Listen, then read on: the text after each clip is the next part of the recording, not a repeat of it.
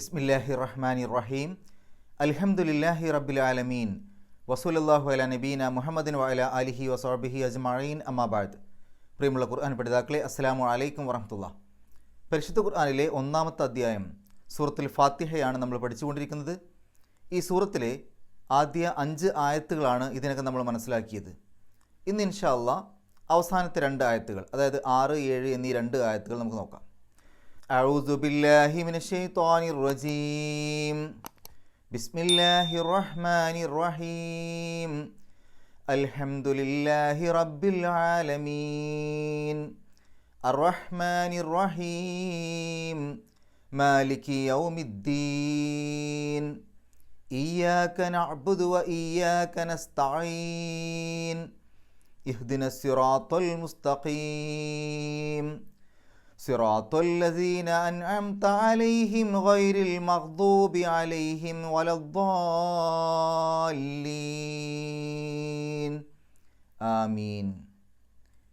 കഴിഞ്ഞ ദിവസം നമ്മൾ മനസ്സിലാക്കി ഇയ്യാക നഅ്ബുദു വ ഇയ്യാക നസ്തഈൻ എന്ന് പറഞ്ഞ ആ ഒരു ആയത്തിൻ്റെ അർത്ഥവും വിശദീകരണവും.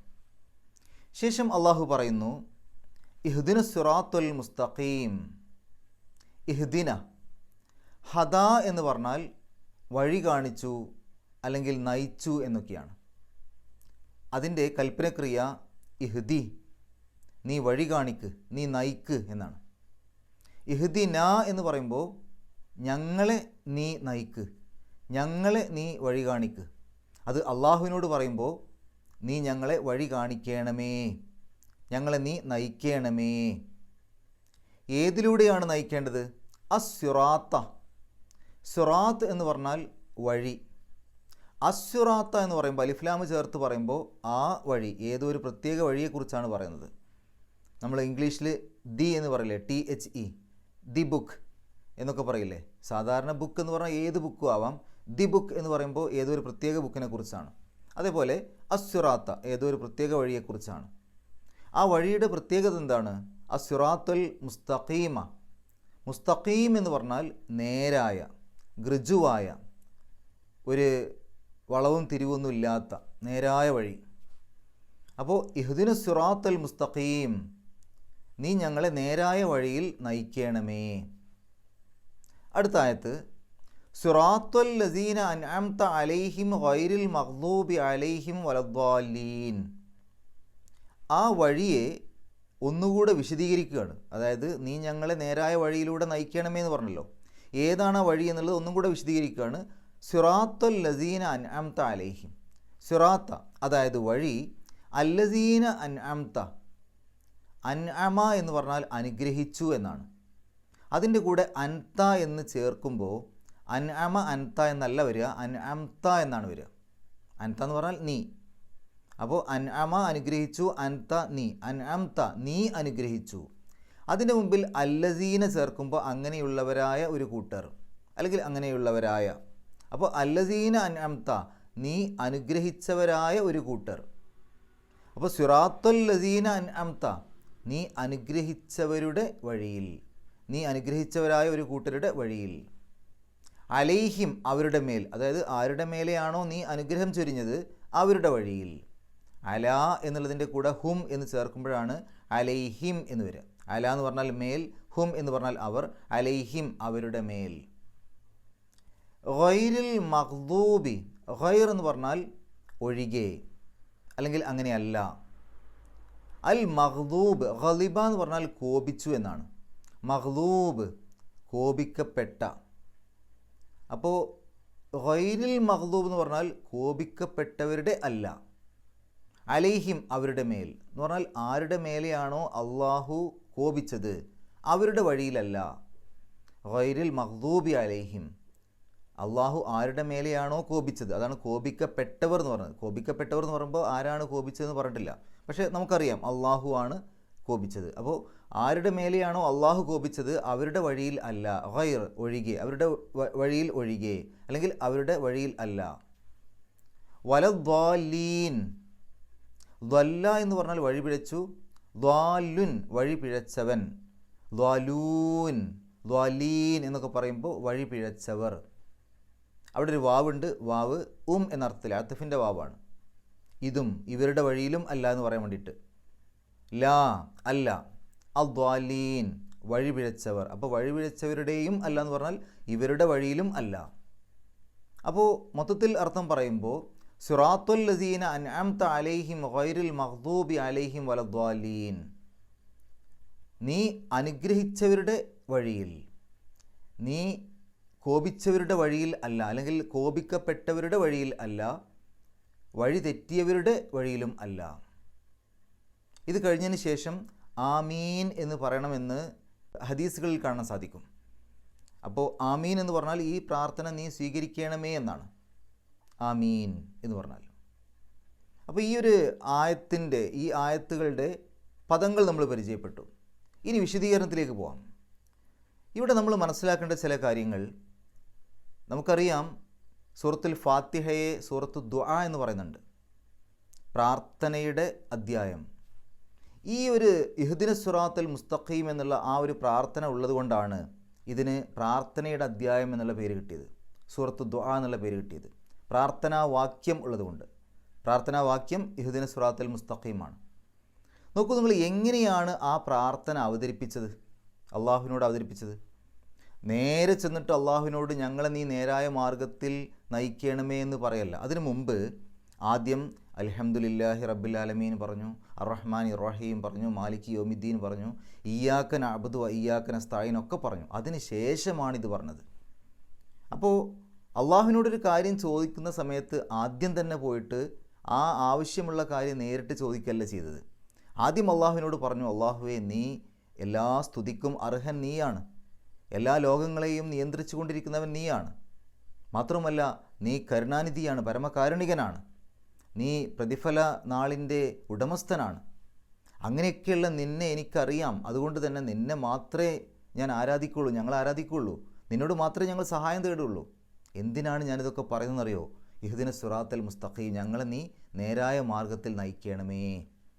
അപ്പോൾ ഈ ഒരു കാര്യം പറയാനാണ് അതിന് മുന്നോടിയായിക്കൊണ്ട് കുറേ കാര്യങ്ങൾ പറഞ്ഞത്. നമ്മൾ ഈ നാട്ടിൽ ജീവിക്കുമ്പോഴും അങ്ങനെ തന്നെയല്ലേ? ഒരാളുടെ അടുത്ത് പോയിട്ട് എന്തെങ്കിലും ഒരു കാര്യം ചോദിക്കുമ്പോൾ നേരിട്ട് നമ്മുടെ ആവശ്യം ആദ്യം തന്നെ പോയിട്ട് പറയില്ലല്ലോ. ആദ്യം അയാളുടെ കാര്യങ്ങളൊക്കെ ഒന്ന് പറയുന്നതിന് മുമ്പായിട്ട്, നിങ്ങൾ ഇതിനു മുമ്പും എന്നെ സഹായിച്ചിട്ടുണ്ട്, നിങ്ങൾ ആ രൂപത്തിലൊക്കെ സഹായം ചെയ്യുന്ന ആളാണ്, എനിക്ക് ഒരുപാട് ഉപകാരം ചെയ്തിട്ടുണ്ട്, അതുകൊണ്ട് ഞാൻ പറയുന്നതെന്ന് വെച്ചാൽ ഈ ഒരു സമയത്ത് എനിക്ക് ഒരു ആവശ്യം വന്നിട്ടുണ്ട്, നിങ്ങളൊന്ന് സഹായിക്കണം എന്നല്ലേ പറയാം. ഇതേപോലെ തന്നെയാണ് ആദ്യം അള്ളാഹു നമുക്ക് ചെയ്ത അനുഗ്രഹങ്ങളും കാര്യങ്ങളൊക്കെ എന്ന് പറഞ്ഞ് അതിനുശേഷം ഒരു പ്രധാനപ്പെട്ട ഒരു പ്രാർത്ഥന അങ്ങോട്ട് പ്രാർത്ഥിക്കുകയാണ്. ഇഹ്ദിന സിറാത്തുൽ മുസ്തഖീം, ഞങ്ങളെ നീ നേരായ മാർഗത്തിൽ നയിക്കണമേ. ഇനി ഇത് മറ്റൊരു രൂപത്തിലും ഖുർആൻ വ്യാഖ്യാതാക്കൾ ഇതിൻ്റെ ഒരു കാര്യം അവതരിപ്പിച്ചിട്ടുണ്ട്. അതായത് നമ്മൾ മൊത്തത്തിൽ പരിശുദ്ധ ഖുർആൻ എടുക്കുകയാണെങ്കിൽ 114 സൂറത്തുകളല്ലേ? അതിൽ ഒരു സൂറത്ത് അള്ളാഹുവിനോട് മനുഷ്യൻ അങ്ങോട്ട് ചോദിക്കുന്നൊരു ചോദ്യമാണ്. ബാക്കി 113 സൂറത്തുകൾ അള്ളാഹു അതിന് നൽകിയ മറുപടിയാണ് എന്ന രൂപത്തിൽ വ്യാഖ്യാനിച്ചിട്ടുണ്ട്. അതായത് ഈ സൂറത്തുൽ ഫാത്തിഹയാണ് നമ്മൾ അങ്ങോട്ട് ചോദിക്കുന്ന ചോദ്യം. സൂറത്തുൽ ഫാത്തിഹയിലൂടെ നമ്മൾ അള്ളാഹുവിനോട് ചോദിക്കുകയാണ്, അള്ളാഹുവേ, ഞങ്ങളെ നീ നേരായ മാർഗത്തിൽ നയിക്കണമേ. അതിന് അള്ളാഹു നൽകുന്ന മറുപടി എന്താണ്? നിന്നെ നേരായ മാർഗത്തിൽ നയിക്കണം എന്നുള്ള ആ ഒരു പ്രാർത്ഥനയ്ക്ക് ഞാനിതാ ഉത്തരം നൽകുന്നു എന്നുള്ള രൂപത്തിൽ ബാക്കി 113 സൂറത്തുകൾ. അതായത് ആ 113 സൂറത്തുകൾ നമുക്ക് ജീവിതത്തിൽ പകർത്തുകയാണെങ്കിൽ നമ്മൾ ചോദിച്ച കാര്യം കൃത്യമായിട്ട് നമുക്ക് കിട്ടും.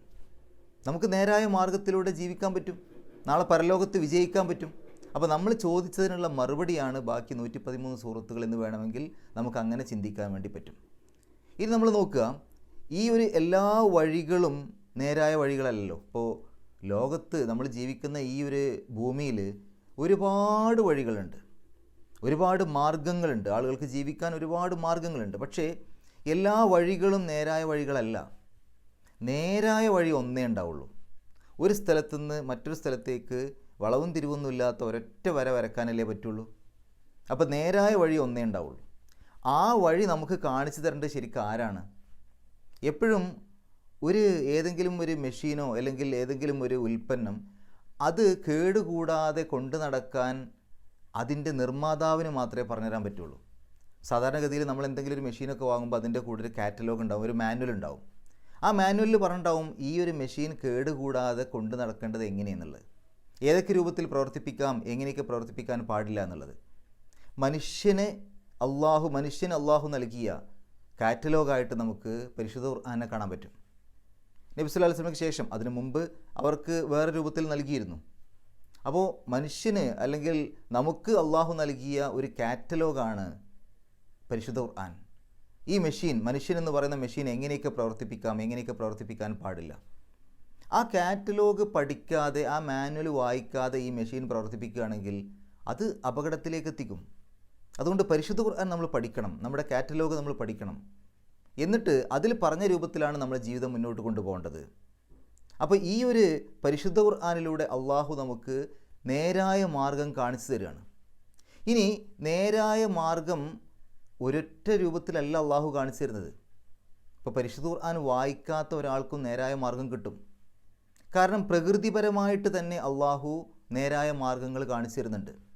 പ്രകൃതിപരമായിട്ട് തന്നെ നമ്മൾ ആലോചിച്ചാൽ നമുക്ക് മനസ്സിലാക്കാൻ പറ്റും. ഒരു കുഞ്ഞ് ജനിച്ച് വീഴുന്ന സമയത്ത് തന്നെ ആ കുഞ്ഞിൻ്റെ ഉമ്മയുടെ മാറിടത്തിലേക്ക് നമ്മൾ ചേർത്ത് വെച്ച് കഴിഞ്ഞാൽ ആ കുഞ്ഞ് പാല് വലിച്ചു കുടിക്കുന്നുണ്ടല്ലോ.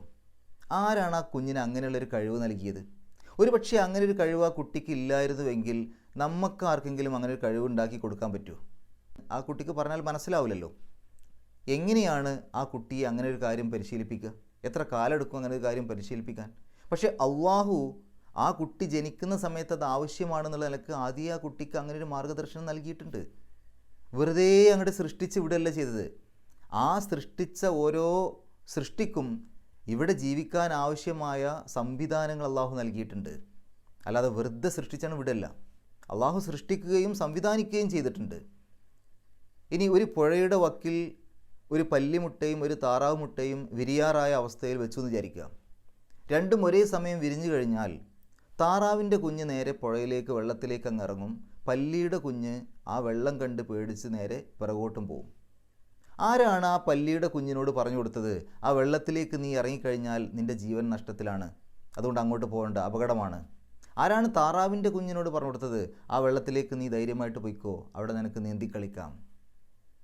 അതുപോലെ തന്നെ ഒരു ആടിൻ്റെ കുഞ്ഞിനെ നമ്മൾ വെള്ളത്തിലേക്ക് ഇറക്കി വെച്ചാൽ ഇതുവരെ വെള്ളം കാണാത്ത ഒരു ആടിൻ്റെ കുഞ്ഞാണെങ്കിൽ പോലും ആ വെള്ളത്തിലൂടെ നീന്തി അങ്ങ് പോകും. ആരാണതിന് നീന്തൽ പഠിപ്പിച്ചു കൊടുത്തത്? മനുഷ്യൻ്റെ കുഞ്ഞൊക്കെ ആണെങ്കിൽ നീന്തണം എന്നുണ്ടെങ്കിൽ എത്ര കാലം എടുക്കും, എത്ര പഠിക്കണം? അപ്പോൾ അള്ളാഹു പ്രകൃതിപരമായിട്ട് തന്നെ ആവശ്യമുള്ള ഘടകങ്ങൾ ആവശ്യമുള്ളവർക്ക് ആവശ്യമുള്ള രൂപത്തിൽ നൽകുന്നുണ്ട്. അതുകൊണ്ട് പലതും നമ്മൾ നോക്കിക്കഴിഞ്ഞാൽ കാണാൻ പറ്റും ആ രൂപത്തിൽ മാർഗദർശനങ്ങൾ നൽകിയിട്ടുണ്ട്. ഇപ്പോൾ ദേശാടന പക്ഷികൾ ഒരു രാജ്യത്ത് നിന്ന് മറ്റൊരു രാജ്യത്തേക്ക് പറന്നു പോകുന്നുണ്ട്. ആരാണ് അവർക്ക് വഴി കാണിച്ചു കൊടുക്കുന്നത്? എത്രയോ കിലോമീറ്ററുകൾക്കപ്പുറമെത്താൻ. ഇനി അങ്ങനെ മറ്റൊരു രാജ്യത്തേക്ക് എത്തിയതിന് ശേഷം പിന്നീട് അവിടെ കുറേ കാലം കഴിഞ്ഞതിന് ശേഷം തിരിച്ച് ഇങ്ങോട്ട് തന്നെ പറക്കുമ്പോൾ ആ പുതിയ നാട്ടിൽ വിരിഞ്ഞുണ്ടായ കുഞ്ഞുങ്ങളാണ് മുമ്പിൽ പറക്കുന്നത്. ആ മുമ്പിൽ പറക്കുന്ന കുഞ്ഞുങ്ങൾക്ക് ആരാണ് വഴി കാണിച്ചു കൊടുത്തത്? ഞങ്ങളുടെ തള്ളപ്പക്ഷികൾ ഇരുന്നിരുന്ന അതേ മരത്തിലേക്ക് പോകാൻ, അതേ രാജ്യത്തിലേക്ക് പോകാൻ, അതേ കൊമ്പിലേക്ക് പോകാൻ. അപ്പോൾ ഇതെല്ലാം ആലോചിച്ച് കഴിഞ്ഞാൽ നമുക്ക് അത്ഭുതങ്ങളാണ്. ഉറുമ്പുകൾ എവിടെയെങ്കിലും ഒരു പഞ്ചസാരയുടെ തരി ഉണ്ടാകുമ്പോഴേക്ക് ആ ഉറുമ്പുകൾ അത് അന്വേഷിച്ച് അവിടെ എത്തുന്നു. ഒരു ഉറുമ്പ് വന്നു കഴിഞ്ഞാൽ വരിയായിട്ട് മറ്റു ഉറുമ്പുകളും വന്നുകൊണ്ടിരിക്കുന്നു. അതുപോലെ തന്നെ പൂമ്പാറ്റകൾ എവിടെയെങ്കിലും ഒരു പൂവ് വിരിഞ്ഞു കഴിഞ്ഞാൽ അങ്ങോട്ട് പൂമ്പാറ്റകൾ എത്തുന്നു. ആരാണ് അവർക്കൊക്കെ മാർഗദർശനം നൽകുന്നത്? അപ്പോൾ അവയ്ക്കൊക്കെ ആവശ്യമുള്ള മാർഗദർശനം ആ രൂപത്തിൽ നൽകുമ്പോൾ മനുഷ്യനും അള്ളാഹു കണ്ണും കാതും സംസാരശേഷിയും ചിന്താശേഷിയും നൽകിക്കൊണ്ട് ഈ പ്രകൃതിയെ വായിച്ചെടുക്കാനുള്ള ബുദ്ധി നൽകിയിട്ടുണ്ട്. ആ രൂപത്തിൽ അള്ളാഹു മാർഗദർശനം നൽകിയിട്ടുണ്ട്. ആ ഒരു പ്രകൃതിയെ അള്ളാഹു വായിച്ചെടുക്കാനുള്ള ആ ഒരു സംവിധാനം മനുഷ്യന് നൽകിയതോടുകൂടി ഏതൊരു മനുഷ്യനും, അത് അവിശ്വാസി ആയിക്കോട്ടെ, ആ അവിശ്വാസിക്ക് പോലും മനസ്സിലാകും ഈ ഒരു പ്രകൃതിയുടെ, ഈ ഒരു സൃഷ്ടിപ്പിൻ്റെ പിന്നിൽ ഒരു സൃഷ്ടാവുണ്ട്. ആ സൃഷ്ടാവ് പറഞ്ഞത് അനുസരിച്ച് ജീവിച്ചിട്ടില്ലെങ്കിൽ അത് അപകടമാണ്. ഈ ഒരു ചിന്ത ഏതൊരു മനുഷ്യൻ്റെ ഉള്ളിലും ഉണ്ടാവും. ആ രൂപത്തിൽ അള്ളാഹു പ്രകൃതിപരമായി മനുഷ്യന് വേണ്ട ആ തരത്തിലുള്ള മാർഗദർശനം നൽകിയിട്ടുണ്ട്. ഇനി നമ്മൾ പറഞ്ഞു ഈ ലോകത്തുള്ള എല്ലാ വഴികളും നേരായ വഴികളല്ല എന്ന് പറഞ്ഞു. നോക്കൂ, നമ്മുടെ നാടുകളിൽ എല്ലാവർക്കും അറിയുന്ന കാര്യമാണ് മദ്യം, അത് ലഹരി, അത് വളരെയധികം അപകടമുണ്ടാക്കുന്നതാണെന്നുള്ളത്. മദ്യം തിന്മയുടെ മാതാവാണ് എന്ന് നബി സല്ലല്ലാഹു അലൈഹി വസല്ലം പഠിപ്പിച്ചത് കൊണ്ട് മാത്രമല്ലല്ലോ അതിനെ തെറ്റായ രൂപത്തിൽ അല്ലെങ്കിൽ അതൊരു തിന്മയാണ് എന്ന് പൊതുസമൂഹം അംഗീകരിക്കുന്നത്. നബി സല്ലല്ലാഹു അലൈഹി വസല്ലമയെ അംഗീകരിക്കാത്ത ആളുകൾക്ക് പോലും അറിയാം മദ്യം എന്നുള്ളത് ഒരുപാട് പ്രശ്നങ്ങൾ ഉണ്ടാക്കുന്ന ഒന്നാണെന്നുള്ളത്. അതൊക്കെ അറിഞ്ഞിട്ടും ആ വഴി അടക്കുന്നില്ലല്ലോ, അതിനെ നിരോധിക്കുന്നില്ലല്ലോ. അപ്പോൾ തെറ്റുകളാണെന്ന് അറിഞ്ഞിട്ടും ആ തെറ്റിൻ്റെ വഴി നിലനിർത്തുന്നുണ്ട്. അതാണ് ഈ ലോകത്തിൻ്റെ പ്രത്യേകത. അതുകൊണ്ട് തന്നെ ഒരു പരിമിതിയുമില്ലാത്ത ഒരു ശക്തി നമ്മളെ വഴികാട്ടാൻ ആവശ്യമാണ്. നമുക്കൊരു വഴികാട്ടി ആവശ്യമാണ്. ഇല്ലെങ്കിൽ ഈ പല വഴികളിൽ ഏത് വഴി തിരഞ്ഞെടുക്കണമെന്നുള്ളത് പലപ്പോഴും നമ്മൾക്ക് കൃത്യമായി മനസ്സിലാകാത്ത ഒരവസരം വരും. അപ്പോൾ നമുക്കൊരു വഴികാട്ടി വേണം. ആ വഴികാട്ടി ആരായിരിക്കണം? പരിധികളില്ലാത്തവനായിരിക്കണം. ഇപ്പോൾ നമുക്കൊക്കെ ഒരുപാട് പരിധികളുണ്ടല്ലേ. നമ്മുടെ കാഴ്ചക്ക് പരിധിയുണ്ട്. നമ്മളിങ്ങനെ നോക്കിക്കൊണ്ടിരുന്നു കഴിഞ്ഞാൽ എത്ര ദൂരം വരെ നമുക്ക് കാണാൻ പറ്റും? ഒരു പരിധിക്ക് അപ്പുറം നമുക്ക് കാണാൻ പറ്റില്ല. ഒരു റൂമിൻ്റെ ചുമരുകളുണ്ടെങ്കിൽ അതിൻ്റെ അപ്പുറത്തേക്ക് കാണാൻ പറ്റില്ല. നമ്മുടെ സ്വന്തം തലയുടെ പിൻഭാഗത്തേക്ക് പോലും നമുക്ക് കാണാൻ പറ്റില്ല. നോക്കൂ, ഒരു വിമാനം പോകുന്ന സമയത്ത് ആ വിമാനത്തെ നമ്മൾ നോക്കി നിൽക്കുകയാണെങ്കിൽ അവസാനം ആ വിമാനം ഒരു പോയിൻ്റ്, ഒരു കുത്ത്, ഒരു പൊട്ട് മാത്രമായിട്ട് മാറും. പിന്നീട് കുറച്ച് നേരം കഴിഞ്ഞാൽ പിന്നെ അതിനെ കാണൂല എന്ന് പറഞ്ഞാൽ അതിൻ്റെ അർത്ഥം അത് ആകാശത്തില്ല എന്നല്ലല്ലോ. നമ്മളുടെ കാഴ്ചയുടെ ആ ഒരു പരിധി തീർന്നു. പിന്നെ അതിൻ്റെ അപ്പുറത്തേക്ക് കാണാൻ നമ്മളെ കൊണ്ട് പറ്റുന്നില്ല എന്നാണ്. നമ്മളുടെ എല്ലാ കാര്യങ്ങൾക്കും അങ്ങനെയല്ലേ. നമ്മളുടെ ചിന്തയ്ക്ക് പരിമിതിയുണ്ട്, നമ്മുടെ കേൾവിക്ക് പരിമിതിയുണ്ട്, എല്ലാറ്റിനും പരിമിതിയുണ്ട്. ഈ പരിമിതിയുള്ള രൂപത്തിലാണ് മനുഷ്യനുള്ളത്. അതുകൊണ്ട് തന്നെ നമ്മളെ നയിക്കാൻ പരിമിതികളൊന്നുമില്ലാത്ത ഒരു ശക്തി വേണം. അതാണ് അള്ളാഹു. ആ അള്ളാഹുവിനോടാണ് നമ്മൾ പറയുന്നത്, അള്ളാഹുവേ, നീയാണ് പരിമിതികളൊന്നുമില്ലാത്തവൻ, നീ ഞങ്ങളെ നേരായ മാർഗത്തിൽ നയിക്കണമേ. അപ്പോൾ നേരായ മാർഗത്തിൽ നയിക്കണം എന്നുള്ള ആ ഒരു പ്രാർത്ഥനയാണ് ഈ ഒരു ഫാത്തിഹ സൂറത്തിൻ്റെ ഏറ്റവും പ്രധാനപ്പെട്ട കാര്യം. അത് അള്ളാഹുവിനോട് നമ്മൾ മനസ്സറിഞ്ഞുകൊണ്ടാണ് പ്രാർത്ഥിക്കേണ്ടത്. പലപ്പോഴും ആ ഒരു ഫാത്തിഹ സൂറത്ത് ഒരു ഈണത്തിൽ അങ്ങ് ചൊല്ലിപ്പോകുമെന്നല്ലാതെ മനസ്സിൽ തട്ടിക്കൊണ്ട് അള്ളാഹുവേ ഞങ്ങളെ നീ നേരായ മാർഗത്തിൽ നയിക്കണമേ എന്ന് മനസ്സിൽ തട്ടിക്കൊണ്ട് പ്രാർത്ഥിക്കുന്നൊരവസ്ഥ ഉണ്ടാവാറുണ്ടോ? ആലോചിച്ച് നോക്കൂ. നമ്മൾ പലപ്പോഴും ഇതിൻ്റെ അർത്ഥം പോലും അറിയാതല്ലേ നമ്മൾ ഈ ഫാത്തിഹ സൂറത്ത് ചൊല്ലിക്കൊണ്ടിരിക്കുന്നത്. അതുകൊണ്ട് കൃത്യമായി മനസ്സിൽ തട്ടി അള്ളാഹുവിനോട് അപേക്ഷിക്കുന്ന രൂപത്തിൽ നമ്മൾ പ്രാർത്ഥിക്കണം. റബ്ബേ, ഞങ്ങളെ നീ നേരായ മാർഗത്തിൽ നയിക്കണമേ. കാരണം ഏത് സമയത്തും നമ്മൾ ആ വഴിയിൽ നിന്ന് തെറ്റിപ്പോകാം. നമ്മൾ ചിലപ്പോൾ പറയും, ഞാൻ ജനിച്ചതേ ഒരു മുസ്ലിം കുടുംബത്തിലാണ്, അപ്പോൾ നേരായ വഴിയിൽ തന്നെയാണല്ലോ, പിന്നെന്തിനാ പ്രാർത്ഥിക്കുന്നത്? പക്ഷേ ഏത് സമയത്തും ആ വഴി മാറിപ്പോകാം. അതുകൊണ്ട് അള്ളാഹുവിനോട് സദാ നമ്മൾ ഈ ഒരു പ്രാർത്ഥന പ്രാർത്ഥിച്ചു കൊണ്ടിരിക്കണം എന്നർത്ഥം. ഇനി ആ ഒരു വഴിയുടെ പ്രത്യേകത എന്താണ്? അതാണ് അവസാന ആയത്തിൽ, അതായത് 7ാമത്തെ ആയത്തിൽ പറയുന്നത്, സിറാത്തുൽ ലസീന അൻഅംത അലൈഹിം, നീ അനുഗ്രഹിച്ചവരുടെ വഴിയിൽ, നീ അനുഗ്രഹിച്ചവരുടെ മാർഗത്തിൽ. ആരെയാണ് അള്ളാഹു അനുഗ്രഹിച്ചത് എന്ന് പരിശുദ്ധ ഖുർആനിൽ തന്നെ പറഞ്ഞിട്ടുണ്ട്. നമ്മൾ മനസ്സിലാക്കേണ്ട ഒരു കാര്യം, പരിശുദ്ധ ഖുർആനിൻ്റെ യഥാർത്ഥത്തിലുള്ള വ്യാഖ്യാന ഗ്രന്ഥം എന്നുള്ളത് പരിശുദ്ധ ഖുർആൻ തന്നെയാണ്. പരിശുദ്ധ ഖുർആനിൽ ഏതെങ്കിലും ഒരു ആയത്തിനെക്കുറിച്ച് നമുക്ക് കൂടുതൽ അറിയണമെന്നുണ്ടെങ്കിൽ അത് പരിശുദ്ധ ഖുർആനിൽ തന്നെയാണ് ആദ്യം നോക്കേണ്ടത്. ഇല്ലെങ്കിലാണ് പിന്നെ മറ്റു കാര്യങ്ങളിലേക്ക് നോക്കേണ്ടത്. അപ്പോൾ ആരെയാണ് അള്ളാഹു അനുഗ്രഹിച്ചത് എന്നറിയാൻ സൂറത്ത് നിസായിലെ 69ാമത്തെ ആയത്തെടുത്ത് നോക്കിയാൽ മതി. അവിടെ പറയുന്നുണ്ട്, പ്രവാചകന്മാർ, നബിമാർ, സിദ്ദീഖീങ്ങൾ, ശുഹദാക്കൾ, സ്വാലിഹികൾ, ഇവരൊക്കെയാണ് അള്ളാഹു അനുഗ്രഹിച്ചത്. അവരുടെ കൂട്ടത്തിൽ, അതായത് നല്ല സൽവൃത്തരായ ആളുകളുടെ കൂട്ടത്തിൽ, പ്രവാചകന്മാരുടെ കൂട്ടത്തിൽ, സിദ്ദീഖീങ്ങളുടെ കൂട്ടത്തിൽ, ഷഹീദായവരുടെ, യുദ്ധങ്ങളിലും മറ്റൊക്കെ ഷഹീദായവരുടെ കൂട്ടത്തിൽ, അവരുടെ കൂട്ടത്തിൽ, അവരെയാണ് അള്ളാഹു അനുഗ്രഹിച്ചത്. ആ കൂട്ടത്തിൽ ഞങ്ങളെയും ചേർക്കണമേ എന്നാണ് പറയുന്നത്. അതാണ് ആ നേരായ വഴി. ആ വഴിയിൽ ഞങ്ങളെ ചേർക്കണമേ. പക്ഷേ ഈ പ്രാർത്ഥന ഇനി മനസ്സ് തട്ടി പറയുന്ന ഒരാളാണെങ്കിൽ പോലും അവർ സ്വീകരിച്ച അതുപോലെയുള്ള ത്യാഗങ്ങൾ നമ്മൾ സ്വീകരിക്കാൻ തയ്യാറാവും. ഇപ്പോൾ നമ്മളോട് പറയാണ്, ശരി, നിങ്ങൾ പ്രാർത്ഥിച്ച ആ പ്രാർത്ഥനയ്ക്ക് ഉത്തരം നൽകാം. ആ ഒരു പ്രവാചകന്മാരുടെയും അതേപോലെ സ്വാലിഹികളുടെയും ഷഹീദായവരുടെയും ഒക്കെ കൂട്ടത്തിൽ താങ്കളെയും ചേർക്കാം. അവർ സഹിച്ച പോലുള്ളൊരു ത്യാഗം സഹിക്കാൻ തയ്യാറുണ്ടോ എന്ന് ചോദിച്ചാലോ, അതൊക്കെ ഇപ്പോൾ നമ്മളെ കൊണ്ട് പറ്റുമോ? ഇതല്ലേ നമ്മൾ പറയാം. അപ്പോൾ ത്യാഗം സഹിക്കാനൊന്നും എന്നെ കൊണ്ട് പറ്റൂല, എന്നാൽ ഞാൻ പ്രാർത്ഥിക്കാം, എന്നിട്ട് പ്രാർത്ഥിച്ചിട്ട് എന്നെ ആ ഒരു വഴിയിലേക്ക് എത്തിക്കണം. അപ്പോൾ വെറും പ്രാർത്ഥന കൊണ്ട് ഒരിക്കലും അള്ളാഹു ഒരാളെയും സ്വർഗത്തിലേക്കാക്കൂല. പ്രാർത്ഥിക്കണം, പ്രവർത്തിക്കണം, പ്രവർത്തിക്കണം, പ്രാർത്ഥിക്കണം, ഇത് രണ്ടും വേണം. നമ്മൾ കാര്യങ്ങൾ ചെയ്യേണ്ട കാര്യങ്ങൾ ചെയ്യണം, എന്നിട്ട് അള്ളാഹുവിനോട് പ്രാർത്ഥിക്കണം. ഇത് രണ്ടും ഉണ്ടെങ്കിലേ നമുക്ക് ഉദ്ദേശിച്ച ഫലം കിട്ടുള്ളൂ എന്നർത്ഥം. എന്നിട്ട് അവിടെ പറയാണ്, ഒന്നും കൂടെ വിശദീകരിക്കുകയാണ്, ഗൈറിൽ മഗ്ദൂബി അലൈഹിം വലദ്വാലീൻ, നീ കോപിച്ചവരുടെ മാർഗത്തിലല്ല, അതായത് കോപിക്കപ്പെട്ടവരുടെ മാർഗത്തിലല്ല എന്ന് പറഞ്ഞാൽ അള്ളാഹു കോപിച്ചവരുടെ മാർഗത്തിലല്ല, ആ വഴിയിലല്ല വേണ്ടത്, ആ വഴിയിലല്ല ഞങ്ങളെ ചേർക്കേണ്ടത്. വലദ്വാലീൻ, വഴി പിഴച്ചവരുടെ, വഴി തെറ്റിയവരുടെ മാർഗത്തിലുമല്ല വേണ്ടത്, ആ രണ്ട് വഴിയിലും അല്ല ഞങ്ങളെ ചേർക്കേണ്ടത്. അപ്പോൾ ആരാണ് കോപിക്കപ്പെട്ടവർ? ആരോടാണ് അള്ളാഹു കോപിച്ചത്? ഒരു സമൂഹം എന്നുള്ള നിലയിൽ പറയുകയാണെങ്കിൽ ജൂതന്മാരാണ്, യഹൂദന്മാരാണ്. അവരോടാണ് അള്ളാഹു കോപിച്ചത്. അതാണ് കൂടുതൽ പണ്ഡിതന്മാരുടെയും വിശദീകരണം. അതേപോലെ വഴി തെറ്റിയവർ എന്ന് പറയുമ്പോൾ അത് ക്രിസ്ത്യാനികളാണ്. അപ്പോൾ ജൂതന്മാരുടെയും ക്രിസ്ത്യാനികളുടെയും വഴിയിൽ അല്ല എന്നർത്ഥം. നീ കോപിച്ചവരുടെ മാർഗത്തിലുമല്ല, വഴിതെറ്റിയവരുടെ മാർഗത്തിലുമല്ല. പക്ഷേ ഒരു സമൂഹം എന്ന നിലയിൽ മാത്രമല്ല ഇതിനർത്ഥം കൊടുക്കാൻ പറ്റുക, അല്ലാത്ത രൂപത്തിലും അർത്ഥം കൊടുക്കാം. അപ്പോൾ ആരോടൊക്കെയാണോ അള്ളാഹു കോപിച്ചത്, അല്ലെങ്കിൽ അള്ളാഹുവിൻ്റെ കോപം കിട്ടാൻ പറ്റുന്ന രൂപത്തിൽ തെറ്റുകൾ ചെയ്യുന്നത് ആരൊക്കെയാണോ അത്തരക്കാരുടെ കൂട്ടത്തിൽ ഞങ്ങളെ ചേർക്കരുതേ. അതേപോലെ വഴിതെറ്റിയവരുടെ കൂട്ടത്തിൽ, കാര്യങ്ങളൊക്കെ മനസ്സിലാക്കിയിട്ടും ആ വഴിയിൽ നിന്ന് തെറ്റിപ്പോയവരുടെ കൂട്ടത്തിൽ, അവരുടെ കൂട്ടത്തിൽ ഞങ്ങളെ നീ ചേർക്കരുതേ എന്ന രൂപത്തിലാണ് അതിന് അർത്ഥം കൊടുക്കേണ്ടത്. ഇനി സൂറത്തുൽ ഫാത്തിഹയിൽ ആകെ 7 ആയത്തുകളാണെന്ന് പറഞ്ഞല്ലോ. ചില ആളുകൾ ബിസ്മിയെ ഒന്നാമത്തെ ആയത്തായിട്ട് പരിഗണിക്കുന്നുണ്ട്. അങ്ങനെ ബിസ്മിയെ ഒന്നാമത്തെ ആയത്തായിട്ട് പരിഗണിക്കുമ്പോൾ ഈ ഇഹ്ദിന സിറാത്തുൽ മുസ്തഖീം എന്നുള്ളത് 6ാമത്തെ ആയത്താവും.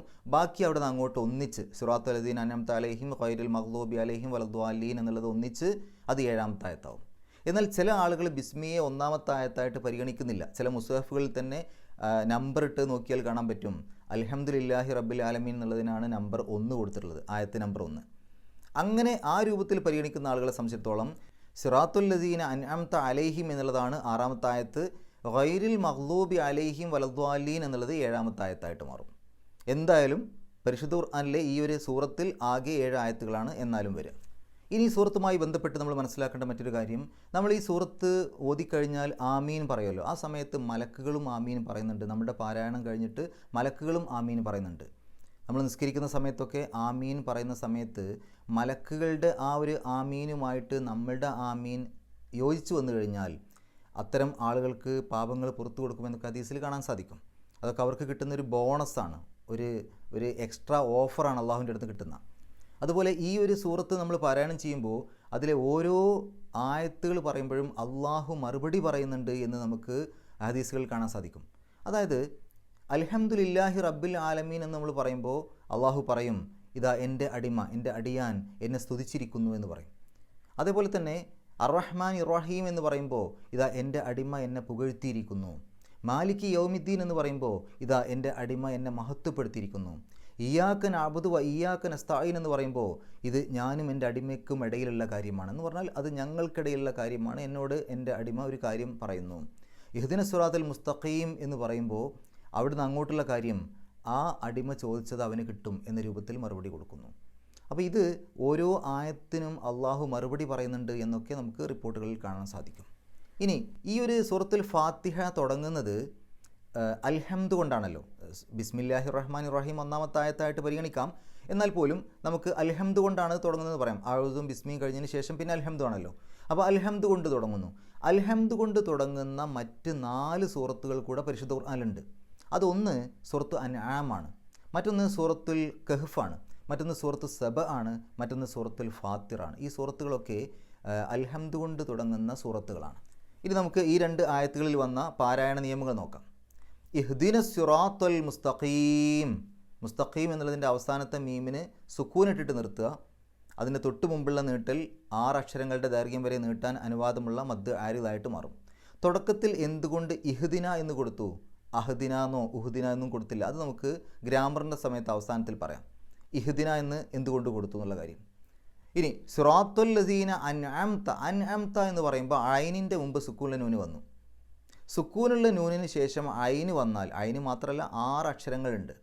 അതായത് ഹംസ, ഹ, ഐൻ, ഹ, ഖൈൻ, ഖ. ഈ 6 അക്ഷരങ്ങളിൽ ഏതെങ്കിലും ഒരു അക്ഷരത്തിൻ്റെ മുമ്പിൽ സുക്കൂനുള്ള നൂനോ തെൻവീനോ വന്നാൽ അതിനെ ഇൽഹാർ ചെയ്യണമെന്ന് പറയാം, വെളിവാക്കി പറയണമെന്ന് പറയും. അപ്പോൾ അൻഅംത എന്ന് പറഞ്ഞെടുത്ത് നൂനിനെ വെളിവാക്കിയിട്ട് അൻ എന്നുള്ള ശബ്ദം പുറത്തേക്ക് കേൾക്കണം, അൻഅംത എന്ന് പറയണം. അങ്ങനെയുള്ള സന്ദർഭങ്ങളിൽ, അതായത് ഇൽഹാറിൻ്റെ വെളിവാക്കി പറയേണ്ട സന്ദർഭങ്ങളിൽ നൂൻ എഴുതുമ്പോൾ ആ നൂനിൻ്റെ പുള്ളിക്ക് പുറമേ ആ സുക്കൂനിൻ്റെ ഒരു അടയാളം കൂടെ കൊടുത്തിട്ടുണ്ടാകും. ഒരു ഹാഇൻ്റെ ഒരു കഷ്ണം പോലെ, അല്ലെങ്കിൽ ഒരു സാധാരണഗതിയിൽ നമ്മൾ സുക്കൂൻ ഇടുമ്പോൾ ഒരു പൂജ്യമാണ് ഇടുക. പക്ഷേ അതല്ല, ശരിക്കും ഒരു ഹാഇൻ്റെ കഷ്ണം പോലെയാണ് ആ ഒരു സുക്കൂനിൻ്റെ അടയാളം. ശരിക്ക് ആ ഒരു അടയാളം കൂടെ കാണും ഈ ഒരു ഇൽഹാറിൻ്റെ സന്ദർഭങ്ങളിൽ. ഇൽഹാർ അല്ലാത്ത മറ്റെല്ലാ സന്ദർഭങ്ങളിലും ആ നൂനിനൊരു പുള്ളി മാത്രമേ ഉണ്ടാവുള്ളൂ. അപ്പോൾ അൻഅംത അലൈഹിം ഗൈരിൽ മഗ്ദൂബി, ഗൈരി എന്ന് പറയുന്ന സ്ഥലത്ത് റാഇന് കസ്റ ആയതുകൊണ്ട് രി എന്ന് പറയണം. റാഇന് കെസ്റുള്ള സന്ദർഭങ്ങളിലൊക്കെ റാ എന്നുള്ളത് റീ എന്നുള്ള ഉച്ചാരണമാണ് കൊടുക്കുക. ഗൈരിൽ മഗ്ദൂബി അലൈഹിം വലദ്ദാ, അവിടെ ശ്രദ്ധിക്കണം. വലദ്ദാ എന്നുള്ള നീട്ടലുണ്ടല്ലോ, ആ നീട്ടലിന് ശേഷം തൊട്ട് ശേഷം വന്നത് ഷദ്ദുള്ളൊരു അക്ഷരമല്ലേ. അങ്ങനെ മദ്ദിന് ശേഷം ഷദ്ദ് വന്നാൽ, അതായത് നീട്ടലിന് ശേഷം ഷദ്ദ് വന്നാൽ അവിടെ 6 അക്ഷരങ്ങളുടെ ദൈർഘ്യം നിർബന്ധമായിട്ടും നീട്ടണം. ഈ മദ്ദിന് ശേഷം ഷദ്ദ് എന്നല്ല ശരിക്കും പറയേണ്ടത്, സുക്കൂൻ എന്നാണ് പറയേണ്ടത്. കാരണം ആ ഷദ്ദുള്ള അക്ഷരത്തെ പിരിച്ചെഴുതുമ്പോൾ സുക്കൂനുള്ള അക്ഷരമാണ് ആദ്യം വരിക. പക്ഷെ നമുക്ക് പഠിക്കാൻ എളുപ്പത്തിന് വേണ്ടി ഇങ്ങനെ പറയാം. മദ്ദിന് ശേഷം സുക്കൂനോ ഷദ്ദോ വന്നാൽ അവിടെ 6 അക്ഷരങ്ങളുടെ ദൈർഘ്യം നീട്ടണം. ഇപ്പോൾ ദ്വാ എന്നുള്ള നീട്ടലിന് ശേഷം ലാമിന് ഷദ്ദാണ് വന്നത്. അപ്പോൾ നീട്ടലിന് ശേഷം ഷദ്ദുള്ളൊരു അക്ഷരം വന്നു. അതുകൊണ്ട് ആ വലദ്വാ എന്നുള്ള നീട്ടലിനെ നിർബന്ധമായും 6 അക്ഷരങ്ങളുടെ ദൈർഘ്യം വരെ നീട്ടണം, 6 ഹർക്കത്തിൻ്റെ ദൈർഘ്യം വരെ നീട്ടണം. ലീൻ എന്നുള്ളിടത്തുള്ള നീട്ടൽ, എന്നുള്ള നീട്ടൽ അത് 6 അക്ഷരങ്ങളുടെ ദൈർഘ്യം വരെ ആവാം, നിർബന്ധമൊന്നുമില്ല. 6 അക്ഷരം തന്നെ വേണം നിർബന്ധമൊന്നുമില്ല. 2 അക്ഷരത്തിൻ്റെ ദൈർഘ്യത്തിൽ നിർത്താം, 4 അക്ഷരത്തിൻ്റെ ദൈർഘ്യത്തിൽ നിർത്താം, അതൊന്നും കുഴപ്പമില്ല. 6നേക്കാൾ കൂടാൻ പറ്റില്ല എന്നേ ഉള്ളൂ, 6നേക്കാൾ കുറയാം. പക്ഷേ വലദ്വാ എന്ന് പറഞ്ഞിടത്ത് 6 തന്നെ വേണം. എന്തുകൊണ്ടാണ് ലീൻ എന്നുള്ള സ്ഥലത്ത് 6 വരെ ആവാം നിർബന്ധമില്ല എന്ന് പറയാൻ കാരണം? അതിൻ്റെ കാരണം വലദ്വാലീൻ എന്നുള്ളതിൻ്റെ അവസാനത്തെ നൂനിന് സുക്കൂനിട്ടിട്ടാണ് നമ്മൾ നിർത്തുക. അങ്ങനെ സുക്കൂനിട്ട് നിർത്തുന്നതിൻ്റെ തൊട്ട് മുമ്പുള്ള ഭാഗം ഒരു നീട്ടലാണെങ്കിൽ ആ നീട്ടലിനെ മദ് ആരുത് എന്നാണ് പറയുക. അവിടെ നമ്മൾ 6 അക്ഷരത്തിൻ്റെ ദൈർഘ്യം വരെ നീട്ടാൻ അനുവാദമുണ്ട്, നിർബന്ധമല്ല. അതാണ് നിയമം. അതുകൊണ്ടാണ് ലീൻ എന്നുള്ളിടത്തുള്ള നീട്ടൽ 2, 3, 4, 5, 6 വരെ ആവാം, ആ രൂപത്തിൽ നീട്ടാം. അതേസമയത്ത് വലദ്വാ എന്നുള്ള നീട്ടൽ നിർബന്ധമായിട്ടും 6 അക്ഷരത്തിൻ്റെ ദൈർഘ്യം വരെ വേണം. ആമീൻ എന്ന് പറയുന്ന സ്ഥലത്തും ആ എന്നുള്ളതിന് 2 അക്ഷരത്തിൻ്റെ ദൈർഘ്യമേ പറ്റുള്ളൂ. എന്നാൽ മീ എന്നുള്ള നീട്ടലിനെ 6 അക്ഷരത്തിൻ്റെ ദൈർഘ്യം വരെ വേണമെങ്കിൽ നീട്ടാൻ നിർബന്ധമല്ല. കാരണം അവസാനത്തെ ആ നൂനിന് സുക്കൂനിട്ടിട്ട് നിർത്തുമ്പോൾ തൊട്ട് മുമ്പുള്ള നീട്ടൽ മീ എന്നുള്ള നീട്ടൽ 6 അക്ഷരത്തിൻ്റെ ദൈർഘ്യം വരെ നീട്ടാൻ അനുവാദമുണ്ട്. അപ്പോൾ മീ എന്നുള്ള ആ നീട്ടൽ 2 മുതൽ 6 വരെ എത്ര വേണമെങ്കിലും ആവാം. അതേസമയത്ത് ആ എന്നുള്ള നീട്ടൽ അത് 2 അക്ഷരത്തിൻ്റെ ദൈർഘ്യം നീട്ടാൻ പറ്റുള്ളൂ. പക്ഷേ പലപ്പോഴും നമ്മൾ തെറ്റിയിട്ട് ആമീൻ എന്ന് പറയും, അത് തെറ്റാണ്. ആ എന്നുള്ളതിനല്ല നീട്ടേണ്ടത്, ആ എന്നുള്ളതിന് 2 അക്ഷരത്തിൻ്റെ ദൈർഘ്യം. മീൻ എന്നുള്ളതിനെ നമുക്ക് ചുരുക്കിയിട്ടും നീട്ടാം, അല്ലെങ്കിൽ കുറച്ച് 6 അക്ഷരത്തിൻ്റെ ദൈർഘ്യം വരെ വേണമെങ്കിൽ അങ്ങനെയും നീട്ടാം. ഇനി നമുക്ക് ഈ 2 ആയത്തുകളിൽ വന്ന ഗ്രാമർ നോക്കാം. ഇഹ്ദിന, ഹദ എന്നുള്ളത് മാലിയായ രൂപമാണ്, പാസ്റ്റ് ടെൻസ് ആണ്, ഭൂതകാലക്രിയയാണ്. നേർമാർഗം കാണിച്ചു എന്നാണ് അതിൻ്റെ അർത്ഥം. അതിൻ്റെ മുലാരി യഹ്ദി എന്നാണ്, കൽപ്പനക്രിയ ഇഹ്ദി എന്നാണ്. എങ്ങനെയാണ് കൽപ്പനക്രിയ ഉണ്ടാക്കുക? മുലാരിയിൽ നിന്നാണ് കൽപ്പനക്രിയ ഉണ്ടാക്കുക. മുലാരി യഹ്ദി എന്നാണല്ലോ. ആ യഹ്ദി എന്നുള്ളതിൻ്റെ ആദ്യത്തെ അക്ഷരം യാ, അത് കളയും. അവസാനത്തെ നീട്ടലും കളയും. യഹ്ദി എന്നുള്ളതിൻ്റെ അവസാനത്തെ നീട്ടലും കളയും. എന്നിട്ട് അതിൻ്റെ തുടക്കത്തിൽ ഒരു ഹംസത്ത് വസ്ൽ കൊടുക്കും. എന്നിട്ട് ഇഹ്ദി എന്നാക്കും. ഈ ഇഹ്ദി എന്നാക്കുമ്പോൾ തുടക്കത്തിലുള്ള ഹംസത്ത് വസ്ലിന് ആ എന്ന് കൊടുക്കുമോ, ഈ എന്ന് കൊടുക്കുമോ, ഉ എന്ന് കൊടുക്കുമോ? എങ്ങനെയത് നമ്മൾ തീരുമാനിക്കുക, എങ്ങനെ മനസ്സിലാക്കുക? അവിടെ നമ്മൾ ശ്രദ്ധിക്കേണ്ടത്, മുലാരി നമ്മൾ പറഞ്ഞില്ലേ യഹ്ദി എന്ന്. യഹ്ദി എന്ന് പറയുമ്പോൾ മുലാരിയിൽ തുടക്കം മുതൽ 3ാമത്തെ അക്ഷരം ഏതാണ്? യാ ഉണ്ട്, ഹ ഉണ്ട്, ദാലുണ്ട്. ദാല്, ആ ദാലിന് എന്താണ് ഹർക്കത്ത്? കെസ്റാണ്. ആ 3ാമത്തെ അക്ഷരത്തിന് ഫത്ഹോ കെസ്റോ ആണെങ്കിൽ തുടക്കത്തിലുള്ള ഹംസത്ത് വസ്ലിന് കെസ്റായിരിക്കും. ആ 3ാമത്തെ അക്ഷരത്തിന് ലമ്മാണെങ്കിൽ തുടക്കത്തിലുള്ള ഹംസത്ത് വസ്ലിന് ലമ്മായിരിക്കും. ഈ 2 രൂപത്തിലേ വരുള്ളൂ, ഒന്നുകിൽ കെസ്ർ അല്ലെങ്കിൽ ലമ്മ്. അപ്പോൾ ഇവിടെ ഹദാ യഹ്ദി, ദാലിന് കെസ്റാണ്. അതുകൊണ്ട് തുടക്കത്തിലുള്ള യാ മാറ്റിയിട്ട് അവിടെ ഹംസത്ത് വസ്ൽ കൊടുക്കുമ്പോൾ അതിന് കെസ്റാണ് വരിക. ഇനി യഖ്റ എന്ന് പറയുന്ന സമയത്ത് ഖറഅ യഖ്റഉ എന്നാണ്, യഖ്റഉ എന്നാണ് മുലാരി. അതിൻ്റെ യാ കളഞ്ഞു, അവിടെ ഹംസത്ത് വസ്ൽ ചേർത്തു. ആ ഹംസത്ത് വസ്ലിന് ഫത്ത് ലമ്മ് കൊടുക്കുമോ കെസ്ർ കൊടുക്കുമോ? അതിന് 3ാമത്തെ അക്ഷരം നോക്കണം. യഖ്റഉ എന്നുള്ളതിൽ യാ, ഖാഫ്, റാഇന് ഫത്ത് ആണ്. അപ്പോൾ നമ്മൾ പറഞ്ഞു 3ാമത്തെ അക്ഷരത്തിന് ഫത്ത് ആണെങ്കിലും കെസ്ർ ആണെങ്കിലും തുടക്കത്തിലുള്ള ഹംസത്ത് വസ്ലിന് കെസ്ർ എന്ന്. അപ്പോൾ ഇവിടെ റാഇന് ഫത്ത് ആയതുകൊണ്ട് നമ്മളവിടെ യഖ്റ എന്ന് കൊടുക്കും. ജലസ, യജ്ലിസു ഒക്കെ നോക്കിക്കഴിഞ്ഞാൽ ഇജ്ലിസ് അങ്ങനെ വരും. ഇനി കത്തബ യക്തുബു നോക്കൂ. യക്തുബു എന്നുള്ളതിൻ്റെ 3ാമത്തെ അക്ഷരം ലമ്മാണ്. അതുകൊണ്ട് തുടക്കത്തിൽ ഹംസത്ത് വസ്ൽ ചേർക്കുമ്പോൾ അതിന് ലമ്മ് കൊടുക്കണം. അപ്പോൾ യാ മാറ്റിയിട്ട് അവിടെ ഹംസത്ത് വസ്ൽ കൊടുക്കുക, അതിന് ലമ്മ് കൊടുക്കുക, ഉ എന്ന്. അവസാനത്തെ ആ ഒരു ബാന് സുക്കൂനും കൊടുക്കും. അപ്പോൾ ഉക്തുബ് എന്നാവും, ഉക്തുബ് അങ്ങനെ വരും. ആ രൂപത്തിലാണ് നമ്മൾ അവിടെ ഏതാണ് ഹംസത്ത് വസ്ലിന് ഏത് ഉച്ചാരണമാണ് കൊടുക്കേണ്ടത് എന്നുള്ളത് മനസ്സിലാക്കുക. അപ്പോൾ ഇവിടെ ഇഹ്ദിന എന്നാണ്, അഹ്ദിന എന്ന് പറയില്ല, ഉഹ്ദിന എന്ന് പറയില്ല, ഇഹ്ദിന എന്നാണ് പറയാം. ഇഹ്ദിന സിറാത്തൽ മുസ്തഖീം. ഇനി ഇഹ്ദിന എന്ന് പറയുമ്പോൾ നീ ഞങ്ങളെ നയിക്കണമേ എന്നാണ്.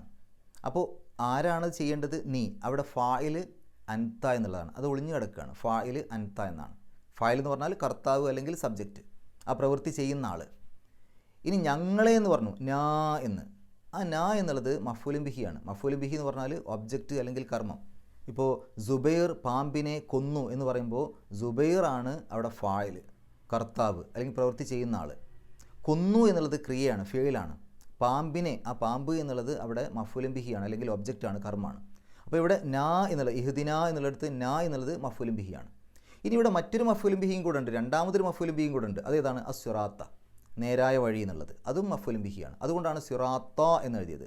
ഈ മഫ്ഊലുൻ ബിഹിക്ക് എപ്പോഴും ഇറാബ് നെസ്ബായിരിക്കും. സാധാരണ ഫതഹ് കൊണ്ടോ ഫതഹ് തൻവീൻ കൊണ്ടാണ് കൊടുക്കുക. അതുകൊണ്ടാണ് സിറാത്ത എന്ന് കൊടുത്തത്. ഇനി ആ സിറാത്തിനെ വിശേഷിപ്പിക്കുന്ന പദമാണ് മുസ്തഖീം. സിറാത്ത്, വഴി. എങ്ങനെയുള്ള സിറാത്ത്? നേരായ സിറാത്ത്, നേരായ വഴി. അപ്പോൾ ആ സിറാത്തിനെ വിശേഷിപ്പിക്കുന്ന, സിറാത്തിൻ്റെ സിഫത്ത് എന്ന് പറയും അല്ലെങ്കിൽ നഅത്ത് എന്ന് പറയും, അതാണ് മുസ്തഖീം. ഒരു പദത്തെ മറ്റൊരു പദം കൊണ്ട് വിശേഷിപ്പിക്കുമ്പോൾ രണ്ടിനും ഒരേ രൂപഘടനയാണ് കിട്ടുക. അതുകൊണ്ട് അസ്സിറാത്ത തുടക്കത്തിൽ അലിഫ്ലാമുണ്ട്, അൽ മുസ്തഖീം തുടക്കത്തിൽ അലിഫ്ലാമുണ്ട്. ഇനി സിറാത്ത ഫതഹാണ് അവസാനം അല്ലെങ്കിൽ നെസ്ബാണ് അവസാനം.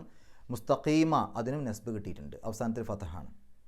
ഇനി ഈ അടുത്ത ആയത്തിൽ സിറാത്തുൽ ലസീന, ആ സിറാത്ത് എന്താണ്? ആ സിറാത്ത തൊട്ട് മുമ്പത്തെ ആയത്തിൽ ഇഹ്ദിന സിറാത്ത എന്ന് പറഞ്ഞില്ലേ, അസ്സിറാത്ത് പറഞ്ഞല്ലേ, അതിൻ്റെ ബദലാണ് എന്ന് പറഞ്ഞാൽ അതിന് പകരമായി വന്നതാണ്. അത് തന്നെയാണ് ഇവിടെ സൂചിപ്പിക്കുന്നത്. അതിന് പകരമായി എഴുതിയതാണ് ഇവിടെയുള്ള ഈ സിറാത്ത്. അതുകൊണ്ട് അതിൻ്റെ ബദൽ എന്ന് പറയും. ബദൽ എഴുതുമ്പോൾ മറ്റതിൻ്റെ ആദ്യം എഴുതിയതിൻ്റെ അതേ ഇറാബാണ് കിട്ടുക. അപ്പോൾ അവിടെ സിറാത്ത എന്ന് നെസ്ബിൻ്റെ രൂപത്തിൽ എഴുതിയപ്പോൾ ഇവിടെയും സിറാത്ത നെസ്ബിൻ്റെ രൂപത്തിൽ തന്നെയാണ് എഴുതിയത്. ഇനി സിറാത്തുൽ ലസീന, അപ്പോൾ സിറാത്തിനെ അല്ലസീനയിലേക്ക് ചേർത്തു. അപ്പോൾ അല്ലസീൻ എന്താണ്? മുലാഫിൻ ഇലൈഹിയാണ്. മുലാഫിൻ ഇലൈഹിക്ക് എപ്പോഴും ഇറാബ് ജറായിരിക്കും, സാധാരണ കസ്ർ കൊണ്ടോ കസ്ർ തൻവീൻ കൊണ്ടോ.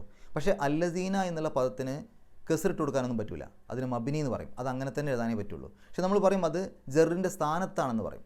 അവിടെ കസ്റിട്ട് കൊടുക്കാൻ പറ്റുന്ന ഒരു പദമായിരുന്നുവെങ്കിൽ അവിടെ കസ്റിടുമായിരുന്നു. പക്ഷേ ഇതിനതിന് പറ്റാത്തത് കൊണ്ടാണ് അങ്ങനെ തന്നെ എഴുതിയത്. ഇനി സിറാത്തുൽ ലസീന അൻഅംത, അൻഅമ എന്നുള്ളതിൻ്റെ കൂടെ അൻത എന്ന് ചേർക്കുമ്പോഴാണ് അൻഅംത വരിക. അൻഅമ എന്നുള്ളത് മാദിയായ ഒരു പദമാണ്, ഒരു ക്രിയയാണ്, ഒരു ഫെയിലാണ്. അൻത എന്നുള്ളത് ലമീർ മുൻഫസിൽ, അതായത് വേറിട്ട് നിൽക്കുന്ന ലമീർ എന്ന് പറയും. ആ ലമീറിനെ നമുക്ക് ആ ഫെയിലിലേക്ക് ചേർക്കാം. ചേർക്കുമ്പോൾ ലമീർ മുത്തസിൽ എന്ന് പറയും. അപ്പോൾ അവിടെ ആ താ ലമീർ മുത്തസിലാണ്. ഒറ്റയ്ക്ക് എഴുതുമ്പോൾ അൻത, അത് ലമീർ മുൻഫസിൽ. ചേർത്തി എഴുതുമ്പോൾ വെറും ഒരു താ, അത് ലമീർ മുത്തസിൽ. അൻഅംത അലൈഹിം ഗൈറിൽ മഗ്ദൂബി. ഇനി അല്ലസീനയുടെ ബദലായിട്ട് വന്നതാണ് ഗൈർ എന്നുള്ളത്. അതുകൊണ്ട് അല്ലസീന ജറിൻ്റെ സ്ഥാനത്തായതുകൊണ്ട് ഗൈറിനും ജറ് കിട്ടണം. പക്ഷേ ഗൈറിന് ജറ് ഇട്ട് കൊടുക്കാൻ പറ്റും, കസ്ർ ഇട്ട് കൊടുക്കാൻ പറ്റും. അതുകൊണ്ട് ഗൈരി എന്ന് കസ്ർ ഇട്ട് കൊടുത്തു. ഇനി ഈ ഗൈറിൽ മഗ്ദൂബി എന്ന് എടുത്തു കഴിഞ്ഞാൽ ഗൈറിനെ മഗ്ദൂബിലേക്ക് ചേർത്തു. മഗ്ദൂബ് എന്നുള്ളത് മുലാഫിൻ ഇലൈഹിയാണ്. മുലാഫിൻ ഇലൈഹിക്ക് എപ്പോഴും ഇറാബ് ജറാണ്, സാധാരണ കസ്ർ കൊണ്ട്. അതുകൊണ്ടാണ് മഗ്ദൂബി എന്നെഴുതിയത്. ഇനി മഗ്ദൂബിലേക്ക് ചേർത്തുകൊണ്ട് മറ്റൊരു പദം കൂടെ വന്നിട്ടുണ്ട്, മഅത്തൂഫ് എന്ന് പറയും. മഗ്ദൂബിലേക്ക് ചേർത്ത് വന്നതാണ് ദ്വാലീൻ എന്നുള്ളത്. അപ്പോൾ അവിടെ എന്തുകൊണ്ടാണ് ദ്വാലൂൻ എന്നെഴുതാതെ ദ്വാലീൻ എന്നെഴുതിയത്? മഗ്ദൂബി എന്നുള്ളത് ജറിൻ്റെ സ്ഥാനത്താണ്. അതുകൊണ്ട് ദ്വാലൂൻ എന്നുള്ളത് ശരിക്കും ജറിൻ്റെ രൂപമല്ല, ദ്വാലീനാണ് ജറിൻ്റെയും നെസ്ബിൻ്റെയും രൂപം. അവിടെ വലദ്വാലൂൻ എന്ന് എഴുതി കഴിഞ്ഞാൽ അത് റഫ്ഇൻ്റെ രൂപമായിരിക്കും. ദ്വാലൂൻ എന്നുള്ളത് എഴുതാൻ പാടില്ല, അത് റഫ്ഇൻ്റെ രൂപമാണ്. അതിന് ജറ് കൊടുത്തിട്ട് എഴുതണം. അപ്പോൾ ദ്വാലൂൻ എന്നുള്ളതിന് ജറ് കൊടുക്കാൻ പറഞ്ഞാൽ ദ്വാലീൻ എന്നാണ് ആവുക. നെസ്ബ് കൊടുക്കണമെങ്കിലും അത് തന്നെയാണ്, ദ്വാലീൻ എന്നാണ് എഴുതുക. അപ്പോൾ ഇവിടെ എന്തുകൊണ്ട് ദ്വാലൂൻ എന്നുള്ളതിന് ജറ് കൊടുക്കേണ്ടി വന്നു വെച്ചാൽ അത് മഗ്ദൂബിലേക്ക് ചേർത്തിട്ടാണ് എഴുതിയത്. മഗ്ദൂബിലേക്ക് മഅത്തൂഫാണെന്ന് പറയും. മഗ്ദൂബിന് അവസാനത്തിൽ കസ്റുണ്ട്, അല്ലെങ്കിൽ അത് ജറ് കിട്ടിയ അവസ്ഥയിലാണ്. അതുകൊണ്ട് ഈ ദ്വാലൂൻ എന്നുള്ളതിനും ജറ് കിട്ടണം. അതിന് ജറ് കൊടുക്കാൻ വേണ്ടി ദ്വാലീനാക്കി. അങ്ങനെയാണ് ദ്വാലീൻ അതായി മാറിയത്. ഇത്രയും കാര്യങ്ങളാണ് ഈ രണ്ട് ആയത്തുകളിലൂടെ നമ്മൾ മനസ്സിലാക്കേണ്ടത്.